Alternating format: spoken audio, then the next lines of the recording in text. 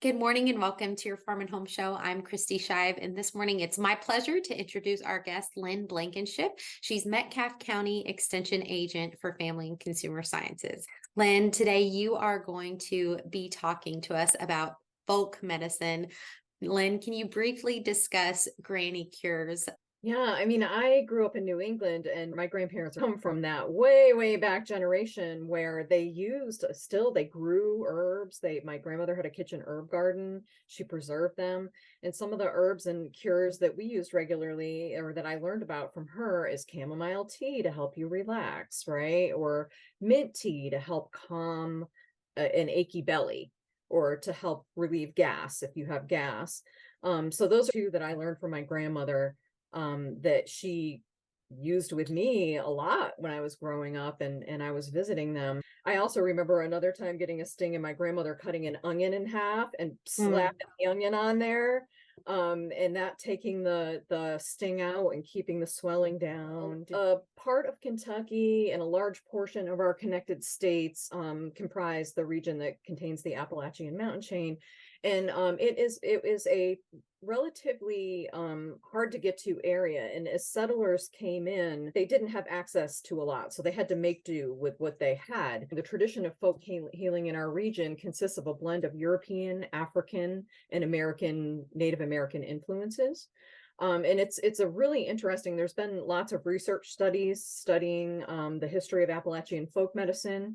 And what they found is that they used a lot of wild herbs like ginseng that we can find here in Kentucky, black cohosh, goldenseal, also available in the woods in Kentucky for medicinal purposes. And that's just a short list of some of the things that they use. They applied poultices made from onions, mustard, other various plants like comfrey, also known as bone heal, bone set.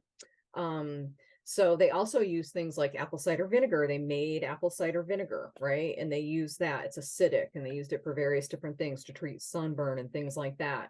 And then they use different things like mint and things like that to help with digestive issues. Research has found that self-cures for digestive issues was like one of the number one things that people were kind of looking to help with. Everyone gets an upset stomach every now and then. We all have a stomach. So, and that's something that was super common.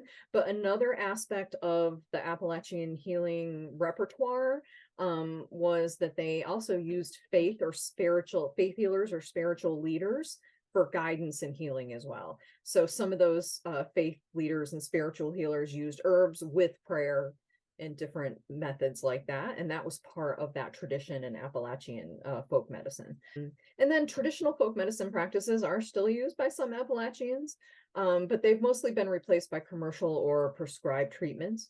Some of the treatments that were used were counterintuitive. Like they might put something that was a little harsh on the skin. It's not something that would be recommended today. It's not even recommended to use full strength apple cider vinegar on your skin. You should dilute it. It's pretty strong and it could burn your skin.